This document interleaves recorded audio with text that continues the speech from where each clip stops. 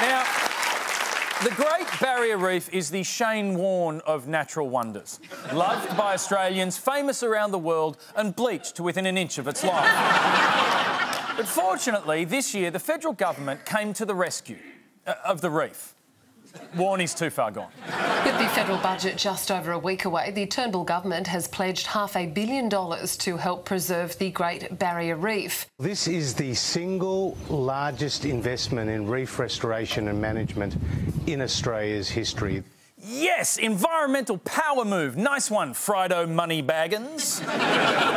So who do we give this single largest investment to? Did we give it to the government's own Great Barrier Reef Marine Park Authority with its hundreds of employees and decades of experience? Or the experts at the CSIRO? They could probably invent us a whole new reef.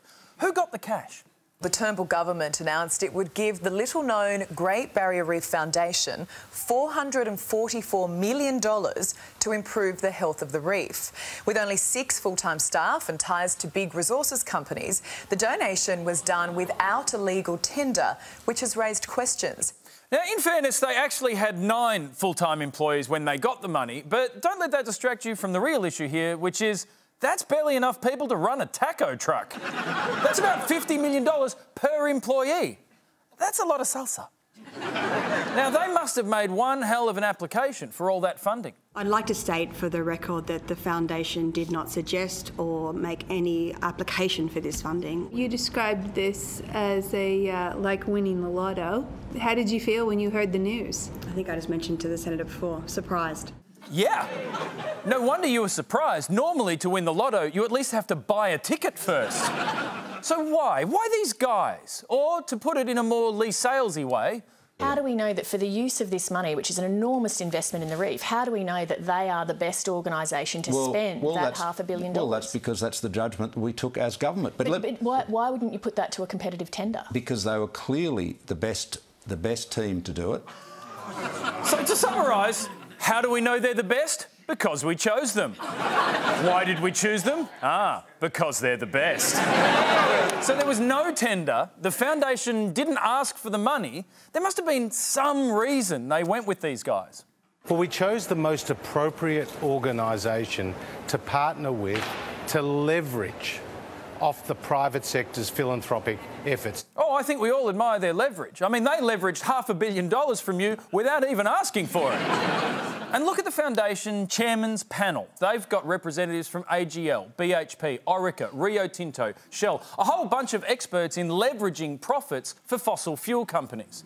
But whatever, as long as we can all agree and be clear on the biggest threat to the reef. I've always said the biggest threat to the reef is climate change. There is no doubt that the #1 threat to the Great Barrier Reef and, in fact, coral reefs around the world is climate change. Right, so to save the reef, you'll want to get straight onto stopping climate change, yeah?